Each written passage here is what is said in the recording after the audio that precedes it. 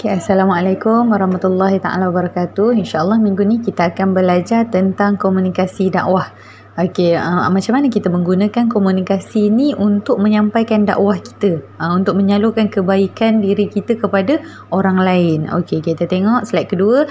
Selepas tamat bab ni nanti korang akan tahu tentang pengertian dakwah, apa tu dakwah, lepas tu istilah-istilah dakwah, apa yang digunakan sebagai istilah dakwah, dan juga ada kewajipan dakwah, kepentingan dakwah, bentuk-bentuk dakwah. Macam mana bentuk dakwah ni? Okey, kita pergi slide ketiga. Tengok pengertian dakwah dari segi bahasa. Dakwah tu berarti menyeru, memanggil. Kita seru orang lain untuk memandang Islam, untuk merasakan bahawa Islam itu adalah agama yang benar, adalah cara hidup yang betul. Okey, dakwah tu berasal daripada kata dasar da'a yad'u. Maksud dia bererti seruan, panggilan dan ajakan. Okey, dan dia da'watan. Okey, dia yang bermaksud, membawa maksud mengajak, menyeru, memanggil. Okey. Dan daripada segi keseluruhannya, maksud dakwah di sini ialah seruan kepada seluruh manusia terhadap sesuatu perkara dan menggalakkan mereka bagi mendapat sesuatu hasil. Okey, sesuatu hasil apa? Untuk mengenali Islam, untuk mengetahui tentang kebaikan Islam. Itu dia punya hasil. Okey, tengok slide keempat. Itu ada terjemahan ayat. Yusuf berkata, "Wahai Tuhanku, penjara lebih aku sukai daripada memenuhi ajakan mereka kepada aku." Ini daripada perkataan dakwah tu tadi, daripada perkataan da'a tu tadi adalah diambil daripada perkataan ajakan dalam surah Yusuf. Okey, dan ini adalah kedua lah surah yang membawa maksud dakwatan itu adalah maksud menyeru. Ini Allah menyeru manusia ke Dar as-Salam dan memberi petunjuk sesiapa yang dikehendakinya kepada jalan yang lurus. Okey, ini Allah guna juga perkataan dakwatan. Okey, dalam surah Yunus ayat 25. Okey, boleh pergi ke slide kelima. Ini adalah pengertian dakwah daripada segi istilah. Apa tu dakwah daripada segi istilah? Istilah bagi Dr. Abdul Karim Zaidan adalah maksud seruan atau panggilan ke jalan Allah. Seruan atau panggilan ke jalan Allah. Dan daripada Akmal Muhammad Zain memberitahu istilah dakwah.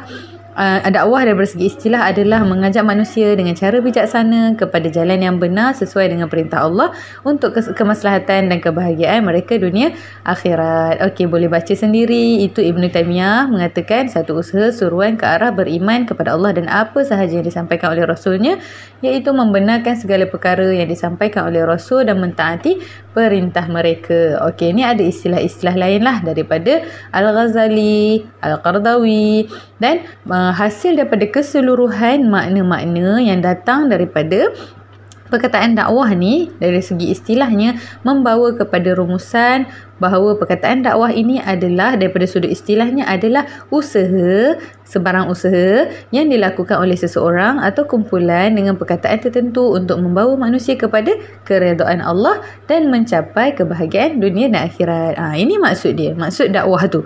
Apa sahaja usaha kita, apa sahaja cara kita, apa sahaja yang berkaitan tentang apa yang dilakukan oleh individu ataupun kumpulan untuk membawa manusia lain tu kepada Allah, untuk membawa manusia lain tu mengenali Allah dan mencapai kebahagiaan dunia dan akhirat. Okey, tengok rumusan definisi dakwah dalam page ke-7 tu.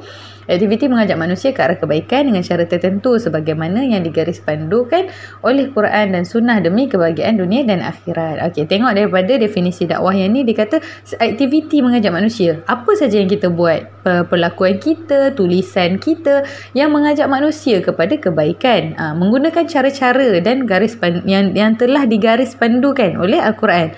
Maknanya Al-Quran dan Sunnah menyatakan perkara-perkara tu, macam mana cara ajakan tu, dan mesti cara-cara itu dan aktiviti itu selari dengan Al-Quran dan As-Sunnah. Okey.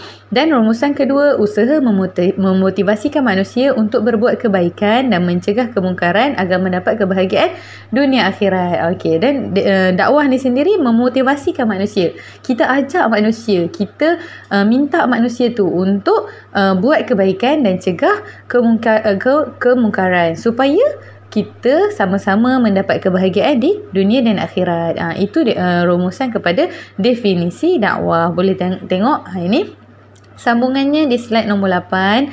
Satu, usaha mengubah cara seseorang berfikir, berperasaan dan mengamalkan gaya hidup berkualiti dari sudut agama Islam. Okey, dikatakan oleh Samsul Munir. Maknanya dakwah ni bagi Samsul Munir ni adalah satu usaha mengubah cara seseorang berfikir. Orang tu asalnya berfikir macam lain, tapi bila kita berdakwah kepada dia, kita mengajak untuk dia berfikir kepada cara lain, cara yang lebih baik, dan ataupun berperasaan, mempunyai perasaan yang lebih baik, perasaan yang sebenar lah, yang mengikut Al-Quran dan Sunnah, dan mengamalkan gaya hidup yang berkualiti mengikut agama Islam. Okey, secara praktis dakwah dirujuk kepada mengajak kepada kebaikan, memerintah supaya komited dengan perkara kebaikan, mencegah kemungkaran, mengubah kemungkaran, melakukan islah dan pembaikan terhadap tingkah laku orang Islam. Ini definisi dia lah. Boleh bagi tahu ini adalah rumusan dia. Maknanya segala macam-macam perkara yang kita lakukan dekat dalam berdakwah, mengajak orang kebaikan untuk orang lain tu, dia di bawah ruang lingkup membuat kebaikan, mencegah kemungkaran. Lepas tu ajak orang lain untuk buat kebaikan sama-sama dengan kita. Okey, tengok slide ke nombor 9. Dakwah yang disusun dalam bentuk disiplin ilmu mempunyai kaitan dengan disiplin ilmu yang lain seperti komunikasi, sosiologi dan pendidikan. Okey, dakwah ni disusun, dia ada disiplin ilmu dia sendiri, dan dakwah ini berkaitan dengan ilmu-ilmu yang lain.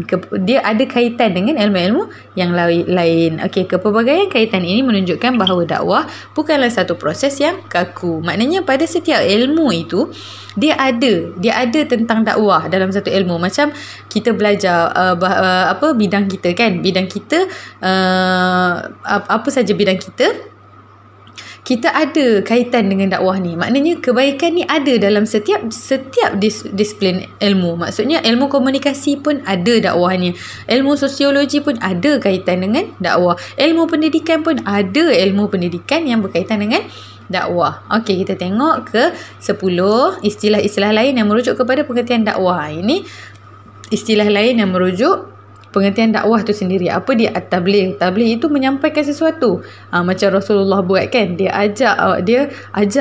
menyampaikan apa yang Allah suruh kepada sahabat-sahabat. Itu at-tabligh. Lepas tu al-amr bil ma'ruf, ini mengajak kepada perkara yang ma'ruf. Ma'ruf itu maksudnya kebaikan, mengajak orang lain kepada kebaikan. Okey, istilah lain yang digunakan untuk dakwah juga an-nahyi anil munkar, iaitu mencegah daripada melakukan kemungkaran. Kita cegah orang lain daripada dia nak buat kemungkaran tu, kita cegah dia daripada melakukan kemungkaran tu. Dan juga istilah an-nasihah juga diguna, iaitu memberi nasihat. Maknanya memberi nasihat juga adalah istilah kepada dakwah. Dan juga al-khitabah, iaitu menyampaikan pidato dan khutbah, ceramah tu semua tu adalah istilah lain kepada dakwah. Okey, tengok slide ke-11 pun ada al-mau'izah, aktiviti memberi nasihat dan pengajaran. Lepas tu ada juga al-irsyad, usaha mendorong untuk mengikuti pedoman, dan ada juga al-wasiyah, iaitu memberi wasiat atau pesanan ke arah kebaikan, dan ada juga at-tabsyir, iaitu aktiviti memberi perkhabaran baik. Kita bagi tahu tentang syurga, kita bagi tahu tentang janji Allah kepada orang yang bersabar dalam musibah. Itu at-tabsyir pun dimasuk dekat adalah istilah lain bagi dakwah juga. Macam contohnya kawan kita ada musibah dalam hidup, kita datang bagi tahu dia tentang apa yang Allah janjikan kepada orang yang bersabar, syurga bagi orang yang bersabar, ketenangan hidup bagi orang yang bersabar. Itu adalah dakwah juga yang kita gelar sebagai at-tabsyir. Dan kita ada juga at-tazkirah, iaitu peringatan. Peringatan kalau ada adik-beradik kita buat salah ke apa ke, kita bagi peringatan kepada dia. Itu pun adalah dakwah. Jadi at-tazkirah juga salah satu istilah yang digunakan untuk dakwah. Okey, tengok ke slide ke-12. Jadi komunikasi dakwah juga dikenali sebagai komunikasi Islam. Apabila kita cakap tentang dakwah ni, dia adalah komunikasi Islam. Islam tu keseluruhannya adalah membawa orang lain mengenal Allah, membuat kebaikan, meninggalkan larangan Allah. Itu. Jadi kita panggil dia sebagai komunikasi Islam. Komunikasi dakwah juga berkaitan dengan agama Islam. Mestilah berkaitan dengan agama Islam. Dan istilah dakwah Islamiah boleh diertikan sebagai mengkomunikasikan ajaran agama Islam dalam konteks mengajak dan memanggil kelompok manusia agar menganut agama Islam, memberi maklumat mengenai amr bil ma'ruf dan nahi anil munkar untuk mencapai kebahagiaan dunia dan akhirat. Okey, ini adalah rumusan daripada keseluruhan definisi dan istilah-istilah yang kita cakap tadi. kita memahami daripada istilah-istilah yang kita guna dalam dakwah tadi, kita boleh cakap kita mengkomunikasikan ajaran agama Islam tu. Sebenarnya istilah-istilah tu digunakan untuk memberitahu bahawa komunikasi dalam Islam ini untuk mengajak dan memanggil orang untuk menganut ajaran Islam tu. Itu adalah fokus dia.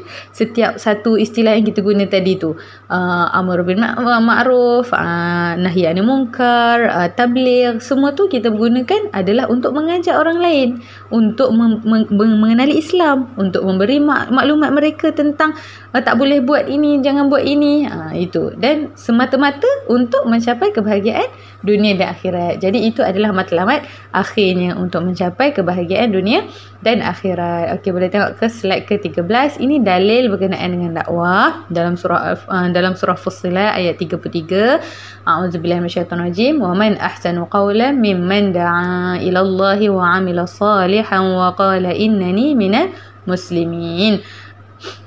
Maksudnya, dan tidak ada yang lebih baik perkataannya daripada orang yang menyeru kepada mengesahkan dan mematuhi perintah Allah serta ia sendiri mengerjakan amal yang soleh sambil berkata, sesungguhnya aku adalah dari orang-orang Islam yang berserah bulat-bulat kepada Allah. Okey, kita tengok kat sini Allah bagi tahu dalam surah Fussilat ini yang tidak ada perkataan pun yang lebih baik daripada perkataan kita menyeru orang lain untuk buat kebaikan, untuk ikut perintah Allah, untuk tinggalkan larangan Allah. Itu perkataan yang paling baik. Allah sendiri iktiraf, itu perkataan yang paling baik. Kita berkata-kata, dalam kata-kata kita, dalam perbuatan kita, itu adalah yang terbaik. Okey. Dan dalam masa sama, apabila kita bercakap, kita buat untuk diri kita sendiri. Jangan kita cakap je, jangan kita ajak je orang lain tapi kita tak buat. Itu masalah juga. Maknanya orang yang bila berkata, lepas tu dia seiring dengan perbuatan dia. Dia dah berkata perkara yang paling baik dah, tapi dia pun buat juga dengan amal kebaikan tu. Jadi dia pun berkata, sesungguhnya aku daripada orang-orang Islam. Maksudnya dia mengiktiraf diri dia adalah orang-orang Islam yang membuat kebaikan dan mengajak orang lain kepada Islam. Okey, dan ada dalil kedua daripada surah An-Nahl. A'udzubillahi minasyaitonir rajim. Ud'u ila sabili rabbika bil hikmati wal mau'izatil hasanah wajadilhum billati hiya ahsan inna rabbaka huwa a'lamu biman dhalla an sabilihi wa huwa a'lamu bil muhtadin. Okey, dalam surah An-Nahl ini Allah mengatakan metod-metod dakwah, macam mana cara-cara untuk kita berdakwah, macam mana bentuk-bentuk yang Allah minta kita untuk berdakwah. Okey, maksud dalil ni adalah serulah ke jalan Tuhanmu wahai Muhammad dengan hikmat kebijaksanaan dan nasihat pengajaran yang baik, dan berbahaslah dengan mereka yang engkau serukan itu dengan cara yang lebih baik. Sesungguhnya Tuhanmu dialah yang mengetahui akan orang yang sesat dari jalannya. Dialah juga yang mengetahui akan orang yang mendapat hidayah petunjuk. Okey, dekat dalam sini kita ada beberapa teknik untuk kita mengajak kepada orang lain. Yang pertama, Allah kata menggunakan hikmah kebijaksanaan. Kita nak ajak orang kepada kebaikan, kita mestilah guna cara yang berhikmah, cara yang baik, cara yang menggunakan kebijaksanaan kita. Dan kata Allah, kita menggunakan nasihat pengajaran yang baik, iaitu mau'izatul hasanah tu. Kita bagi nasihat kepada orang lain dengan perkataan yang baik-baik. Kita ajak orang lain tu dengan perkataan yang baik. Dan yang terakhir, berbahaslah dengan mereka. Itu perbahasan. Maksudnya apabila orang menolak agama Islam, orang yang nak ajak kita berdialog, kita boleh berdialog, kita boleh berhujah tentang Islam, tapi mestilah dilakukan dengan cara yang baik. Ini adalah 3 teknik untuk kita gunakan dalam berdakwah. Yang pertama dengan hikmah, yang kedua dengan pengajaran yang baik kepada orang, dan yang kedua tadi pengajaran yang baik, nasihat yang baik, dan yang ketiga kita ada mujadalah, iaitu perbahasan dengan cara yang baik. Okey, jelas ya? Yang kedua, kita belajar tentang kewajipan dakwah. Okey, kita dah selesai dah tadi tentang pengertian dakwah, istilah-istilah dia. So, kita akan pergi kepada kewajipan dakwah. Okey, kita tengok ke slide ke-15. Apa kewajipan dakwah ni? Dakwah ni dia punya hukum dia? Fardu ain. Fardu ain ni apa? Fardu ain ni adalah kewajipan.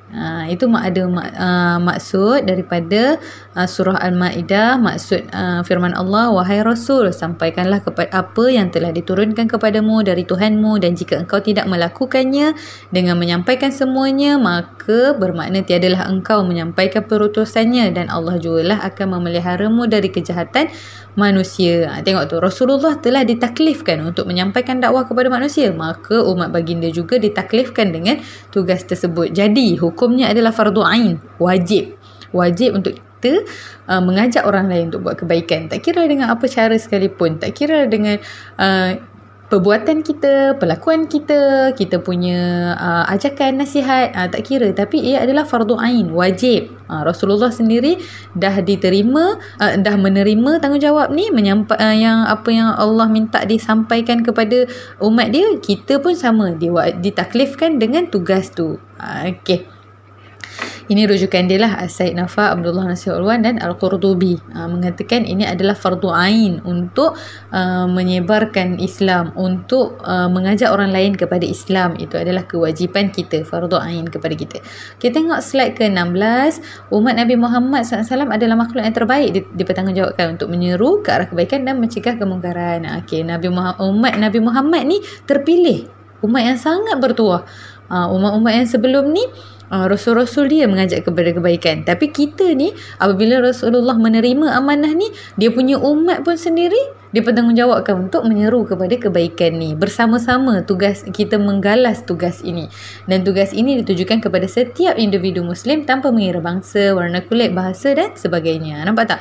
Kita ni bangga tau, sebab Allah tu minta kita galas tugas ni. Besar amanah ni. Tapi Allah minta kita galas tugas untuk mengajak orang lain kepada Islam. Dan mereka dibekalkan dengan unsur spiritual dan fizikal, merupakan penerus tanggungjawab. Okey.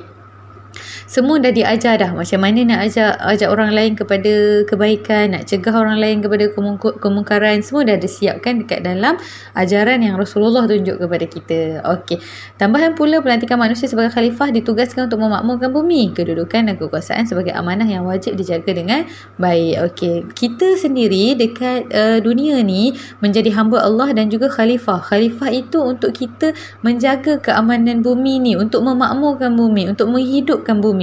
Jadi itulah tanggungjawab dakwah ni tergalas atas bahu kita, untuk kita ajak orang lain kepada Islam, untuk ajak orang lain kepada kebaikan, dan halang mereka untuk melakukan kehancuran ataupun kemusnahan ataupun kemungkaran. Okey, pergi ke slide ke-17. Al-Qurtubi berpendapat bahawa menyuruh melakukan kebaikan dengan menggunakan tangan ataupun kuasa wajib dilakukan oleh pemerintah, manakala dengan lidah oleh para ulama, dan orang-orang awam pula mengubah kemungkaran dengan hati. Okey, ini pendapat Al-Qurtubi.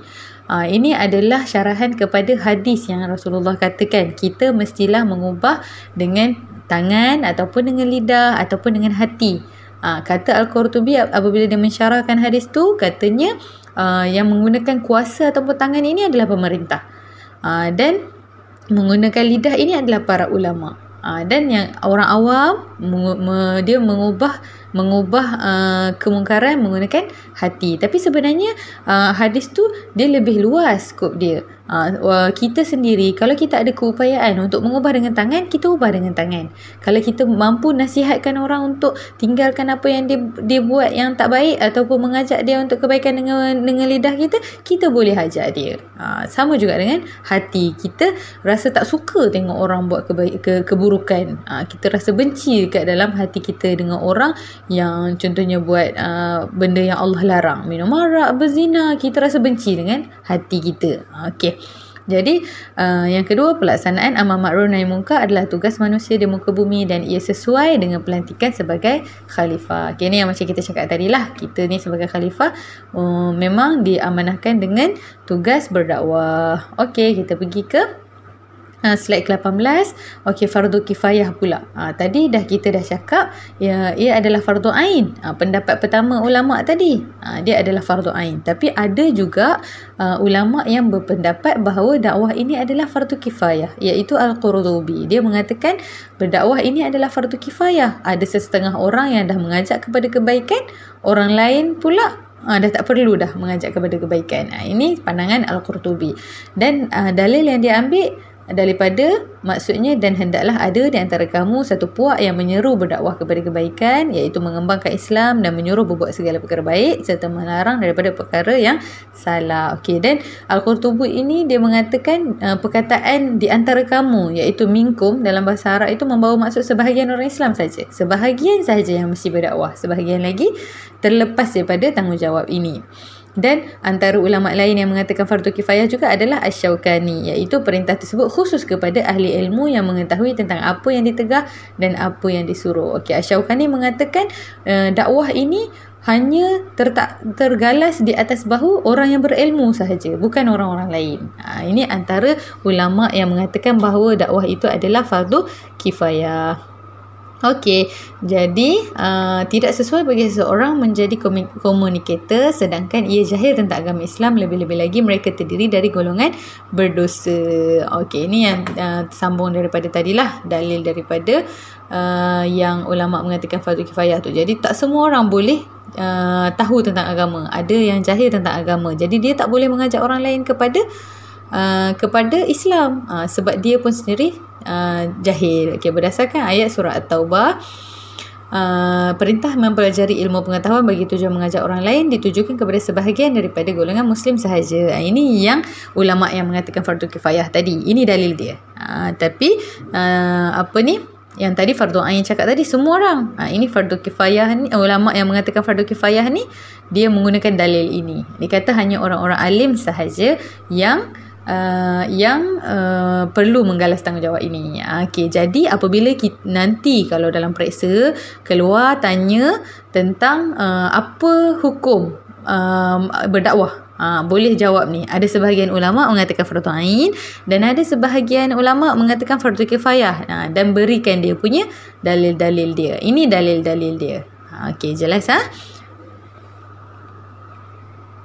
Kita terus kepada kepentingan dakwah. Okey, kenapa dakwah ni penting sangat? Yang pertama, menyelamatkan ummah daripada kesesatan. Kita tengok kan, sebelum-sebelum pada kaum daripada Nabi Muhammad ni, banyak sangat kaum-kaum yang sebelum ni sesat. Sesat sebab dia lari daripada tugas dakwah ni antara satu sama lain tu. Jadi dia sampai kepada kesesatan yang sangat nyata sebelum-sebelum ni. Jadi kita dengan dakwah ni nak halang orang lain daripada sesat, nak halang keluarga kita daripada sesat. Allah minta kita jaga masyarakat kita, keluarga kita daripada kesesatan. Yang kedua, kepentingannya adalah menghalang golongan jahat daripada membawa kerosakan dan kejahatan ke dalam masyarakat Islam. Kita nak masyarakat Islam ni baik-baik je, sejahtera je, imejnya terjaga je. Jadi kita tak nak orang jahat ni masuk, bawa kerosakan kepada masyarakat Islam. Dan yang ketiga, memenuhi sifat mukmin sejati dengan melakukan amar makruf dan nahi munkar. Allah kata orang mukmin yang sejati itu mengajak kepada kebaikan dan menghalang daripada kemungkaran. Barulah kita jadi mukmin sejati. Okey, dan keempat, kepentingannya adalah mewarisi perjuangan Nabi Muhammad sallallahu alaihi wasallam yang sentiasa berusaha mengajak umat manusia ke jalan kebenaran. Kita menyambung legasi perjuangan Nabi Muhammad sallallahu alaihi wasallam. Sebab Nabi sendiri ajak orang ramai, dan keamanan yang kita rasa hari ni adalah hasil daripada dakwah Rasulullah. Jadi sayanglah kalau kita tak meneruskan, kita tak mengambil legasi Nabi Muhammad ni untuk ajak orang lain juga kepada kebaikan. Okey, dan terakhir, menyelamatkan ummah daripada belenggu kesesatan. Kita tak nak tadi, macam kita cakap tadi pasal sesat, kita tak nak ummah ni terus sesat, terus terbawa-bawa, terus leka dengan dunia. Okey, kita tengok ke slide ke-21. Tujuan dan fungsi komunikasi dakwah. Ini tujuan dia. Yang pertama, memberitahu dan memaklumkan. Kita bagi tahu apa yang ada dalam agama ni. Allah tu bersifat macam mana, Allah tu penyayang kepada hamba-hambanya, Rasulullah tu macam mana. Kita beritahu dan kita maklumkan tentang syurga, tentang neraka, dan kita menerangkan, kita huraikan dekat dalam Islam tu. Orang kata Islam ni ni lah macam ni. Kita terang, bukan. Islam ni sebenarnya sangat baik. Islam ni sebenarnya sangat meraihkan manusia. Islam ni sebenarnya sangat menghargai manusia. Macam tu. Yang ketiga, memberi kefahaman. Ramai orang salah faham tentang Islam ni. Sampai asal kata Islam je, asyik lah tu, nak berperang lah tu, apa semua. Kita kena beri kefahaman. Islam ni sebelum dia perang, dia baik sangat dengan orang. Dia ajak orang dengan baik-baik. Macam tu. Jadi itu memberi kefahaman. Itu tujuan lah. tujuan dakwah ni. Dan kita juga memberi ilmu pengetahuan.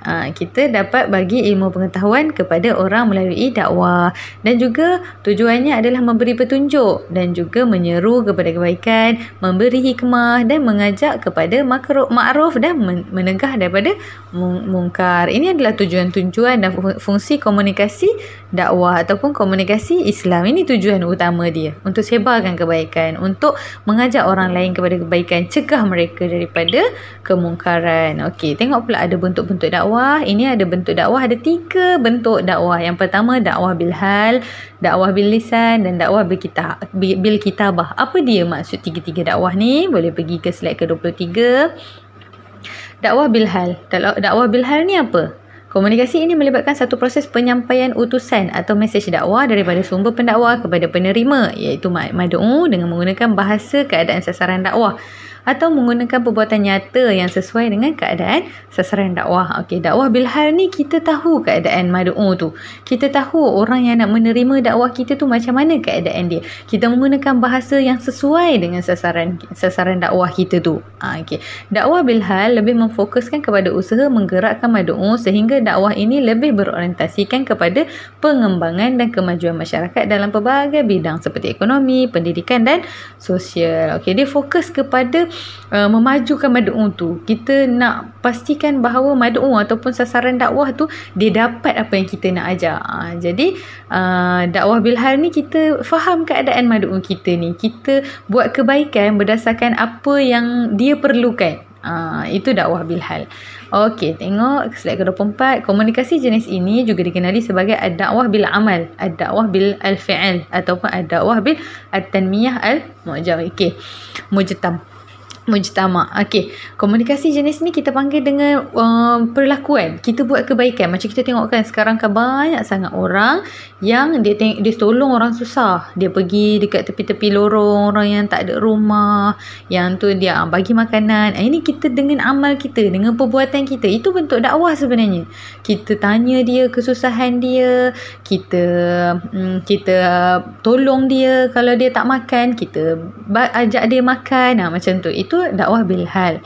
Okey, menurut Kustadi pada tahun 2013, dakwah bil hal ialah dakwah yang dilakukan dengan menggunakan perbuatan atau teladan sebagai mesej. Dakwah seperti ini dilakukan secara senyap dan diam-diam dengan konteks melakukan kebaikan sehingga dapat difahami dan dicontohi oleh mad'u. Okey, Kustadi mengatakan bahawa dakwah bil hal ni kita tak cakap panjang-panjang, kita tak bersyarah pada dia, kita tak berkhutbah kepada dia, tapi kita buat dengan perbuatan. Macam Ustazah cakap hari tu kan, senyum itu satu dakwah juga. Kalau kita jumpa setiap orang kan, setiap hari kita jumpa orang kan, kita senyum sampai kan itu sebenarnya adalah dakwah kepada dia. Wah, dia ni kalau jumpa orang senyum je. Itu senyap dan diam-diam. Kita je yang menjadi tauladan kepada orang lain. Kan kita pun manusia kan, tengok orang asyik tak senyum je, kita pun nak marah kan. Apabila orang tu asyik senyum je, benda tu kan melegakan hati, menenangkan hati. Jadi dia jadi satu dakwah. Jadi dia dilakukan secara senyap dan diam-diam. Kita tak cakap pun yang kita senyum ni aku berdakwah. Tak, senyum je. Macam tu, dilakukan secara senyap dan diam-diam melalui tauladan dan perlakuan kita. Okey, tengok ke slide ke-25.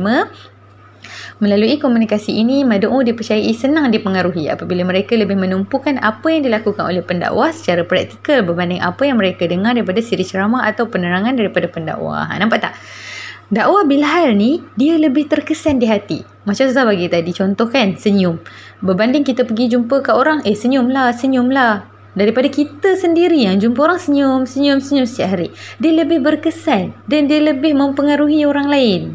Sebagai contoh, pendakwah yang terlibat dalam usaha-usaha dakwah meningkatkan taraf sosioekonomi masyarakat yang akhirnya merapatkan jurang dalam masyarakat dalam isu-isu kemiskinan. Ini saya bagi contoh tadi kan. Kalau orang tu tak ada makanan, kita bagi makanan, kita datang, kita ajak dia belajar, pergi sekolah kalau dia tak pernah pergi sekolah. Lepas tu dia pun sikit sebanyak dah terpengaruh dah dengan kita, rasa suka, rasa seronok kepada kebaikan.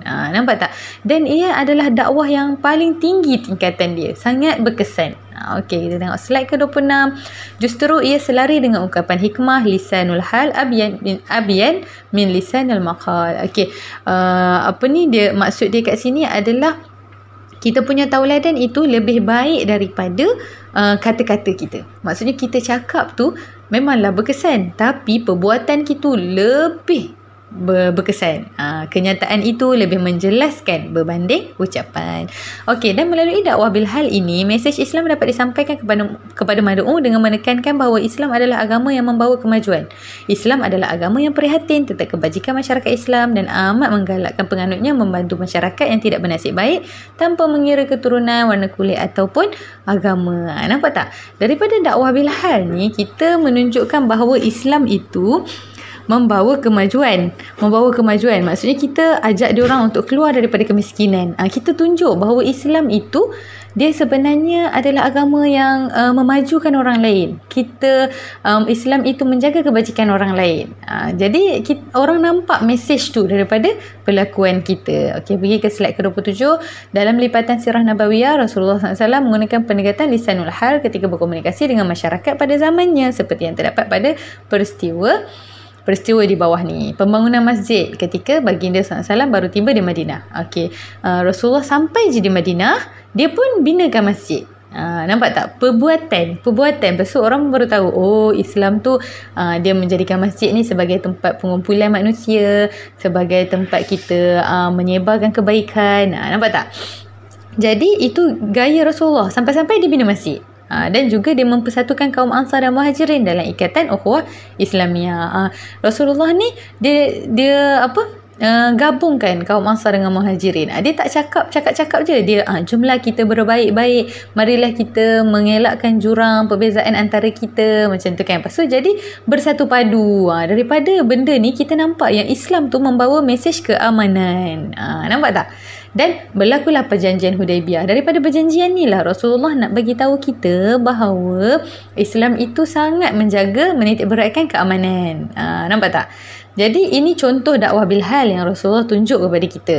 Yang kita boleh buat, yang kita boleh contohi. Okey, dan kita ada dakwah bil lisan yang kedua. Dakwah bil lisan, bentuk dakwah yang kedua adalah dakwah bil lisan, iaitu dengan ucapan. Komunikasi ini melibatkan satu proses penyampaian mesej dakwah daripada sumber, iaitu pendakwa, kepada penerima, iaitu mad'u, dengan menggunakan medium bahasa pengantar tertentu dan saluran lisan seperti pidato, khutbah, pengajian, ceramah, dialog, diskusi dan sebagainya. Apa sahaja yang menggunakan perkataan, kita panggil dia adalah dakwah bil lisan. Okey, ini firman Allah. Boleh baca sendirilah. Maksud dia, dan kami tidak mengutuskan seseorang Rasul melainkan dengan bahasa kaumnya supaya ia menjelaskan hukum-hukum Allah kepada mereka. Maka Allah menyesatkan sesiapa yang dikehendakinya, iaitu menurut undang-undang peraturannya, juga memberi hidayah petunjuk kepada sesiapa yang dikehendakinya, iaitu orang-orang yang menurut undang-undang atau peraturannya. Dan dialah juga yang maha kuasa lagi maha bijaksana.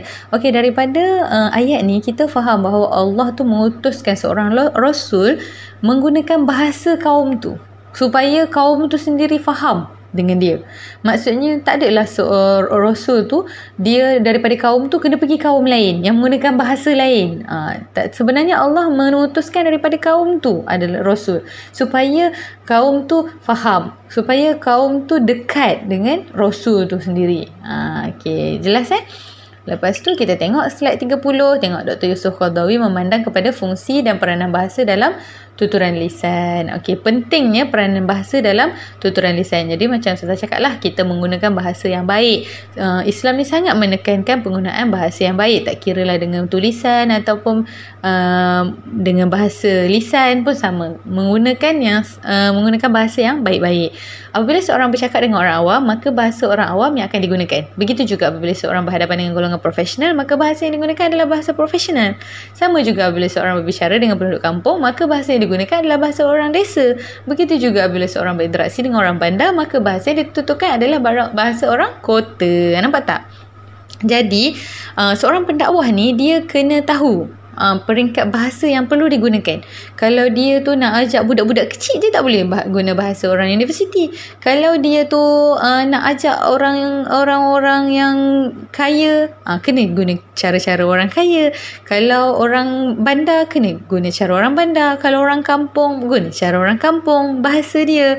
Tak adalah kita nanti kita punya mad'u ataupun sasaran tu rasa kekok dengan penggunaan bahasa kita yang nampak lain, nampak macam kek buat lah pula pendakwah ni, macam tu kan. Okay, kita tengok ke slide ke-31.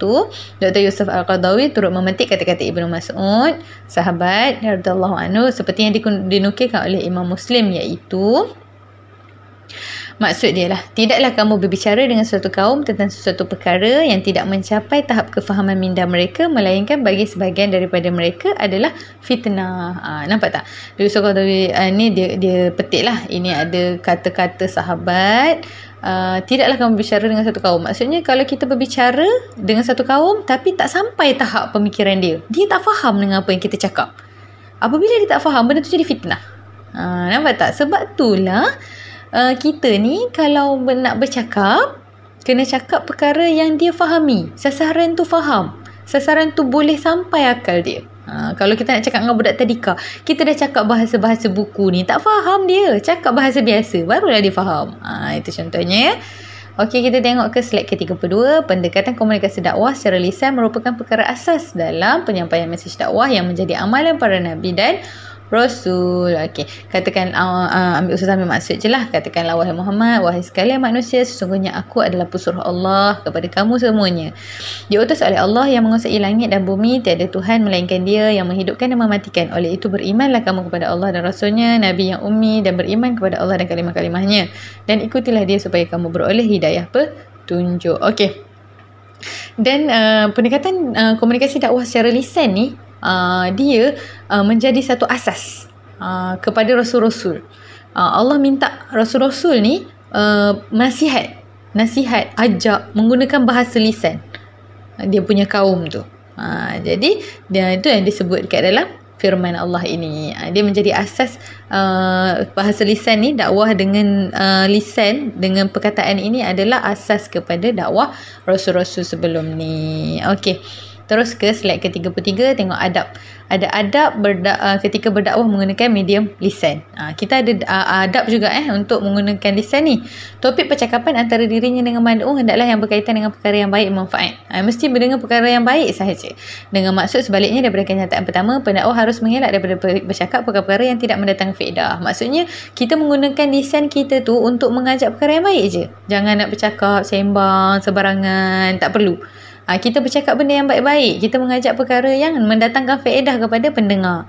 Dan yang ketiga, tidak berdusta dalam percakapan dengan mad'u. Maksudnya kita jangan nak reka-reka cerita, lepas tu kita menipu pula walaupun kita nak ajak kebaikan. Tak apa, bohong sunat. Tak boleh. Tidak berdusta. Kita mesti jujur dalam percakapan. Yang keempat, tidak membuka kekurangan orang lain ketika menyampaikan mesej dakwah kepada mad'u. Kalau kita nak dekat dengan orang, nak dakwah kepada orang, nak bawa kebaikan, jangan nak buka cerita-cerita aib orang lain. Kita cakap terus direct je kepada apa yang kita nak cakapkan. Dan tidak mencela dan mengejek-ngejek orang lain ketika berdakwah. Tak boleh ejek-ejek dia, tak boleh hina-hina dia. Kalau dia tak faham, kita pun kata kat dia tak pandai apa semua, tak boleh. Dan juga menjaga adab perselisihan pendapat. Apabila berselisih pendapat ni yang paling susah nak jaga lisan. Mulut ni asyik je nak mencaci, nak mencerca. Itulah dia. Jadi itulah adab-adab yang kita kena jaga apabila berselisih pendapat pun. Orang yang kita selisih pendapat tu pun kita kena cakap perkara yang baik-baik. Kena gunakan perkataan yang baik-baik. Okey. Dan seterusnya, ini yang terakhir, bentuk dakwah yang terakhir, iaitu dakwah bil kitabah. Apa kitabah ni? Kitabah ni adalah menggunakan tulisan. Okey. Menurut Nawradah, komunikasi dakwah melalui penulisan merupakan salah satu pendekatan komunikasi paling utama yang diamalkan sejak zaman Rasulullah. Pada zaman Rasulullah lagi, Rasulullah menggunakan kitabah ni, iaitu dia pernah dengar kan Rasulullah kalau dia nak menyebarkan dakwah kepada golongan raja-raja, dia tulis surat. Itu kitabah. Maksudnya mengajak, aku ini Rasulullah, mengajak kamu mengenali Allah. Macam tu dia tulis dalam perkataan supaya sampai kepada raja tu. Okey, pendekatan ini mampu membina keilmuan yang mantap dan kekal kerana sifatnya yang tahan lama dan boleh dibawa ke mana-mana. Okey, ini dia punya kelebihan kitabah ni. Apabila kita menulis, generasi demi generasi boleh terima benda tu dan kekal relevan. Macam contohnya ulama-ulama dulu, dia tulis je banyak sangat kitab dia, berjilid-jilid.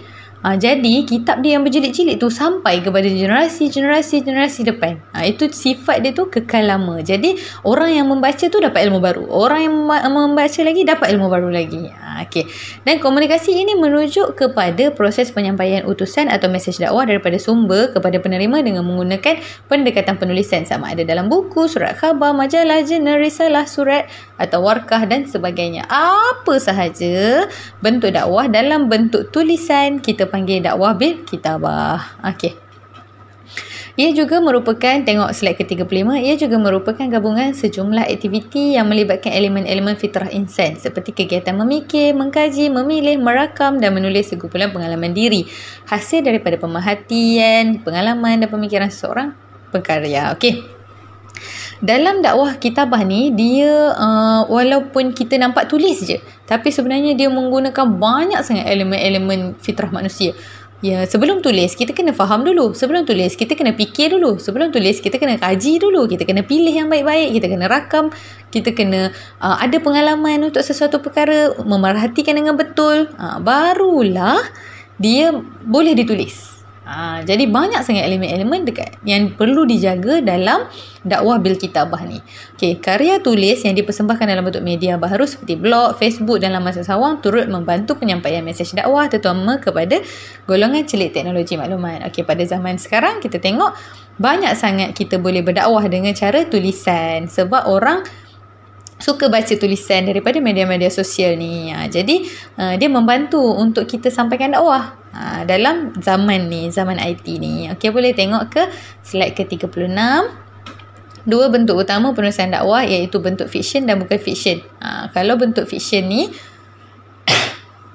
dia mereka cipta segala idea berdasarkan pengamatan, pengalaman dan dibentuk dengan tokoh tambah hasil kreativiti dan imajinasi pengarangnya. Macam contohnya kita tengok fiksyen kan, ada buku-buku novel, buku-buku cerita. Buku-buku tu dia kita menggarap nilai-nilai kebaikan, kita menghuraikan elemen-elemen dakwah dalam bentuk kreatif. Okey.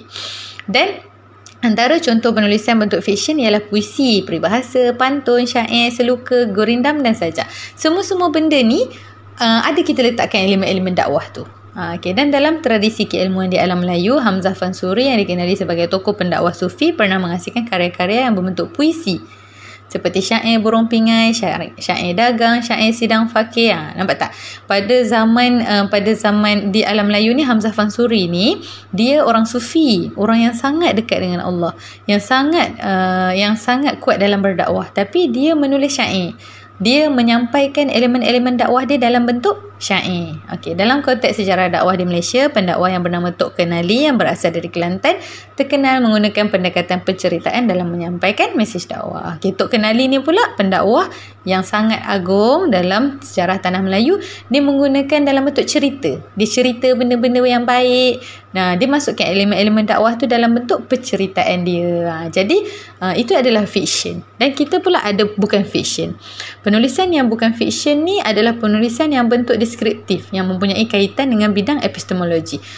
Dia bentuk yang terus yang kita mengatakan dakwah ini begini-begini, kebaikan ini adalah begini-begini. Dia secara terus. Dia yang tadi kita dalam bentuk idea yang kita gubah dia. Yang ni secara terus. Isi kandungan penulisannya adalah berdasarkan penyelidikan dan fakta. Kita berdasarkan fakta, apa saja yang kita baca dalam buku, itu kita tulis. Ia ditulis dalam bentuk penjelasan, penghujaan, penceritaan, penghuraian dan pemujakan. Okey, kita boleh melalui penjelasan untuk membawa kepada kefahaman sasaran kita tu. Kita boleh menggunakan hujah, kita boleh huraikan dia dalam bentuk yang teruslah, bukan secara fiksyen. Itu bukan fiksyen Okey, karya-karya bukan fiksyen ini dapat ditemui dalam bentuk esei ilmiah, rencana, berita, laporan, teks, khutbah, biografi dan penulisan ilmiah. Macam kita belajar hari ni yang korang baca-baca daripada slide ni, itu adalah penulisan dalam bentuk bukan fiksyen. Dia dakwah kan? Tapi dia berlaku dalam bentuk bukan fiksyen. Okey. Dan terakhir, ada adab yang perlu diambil berat.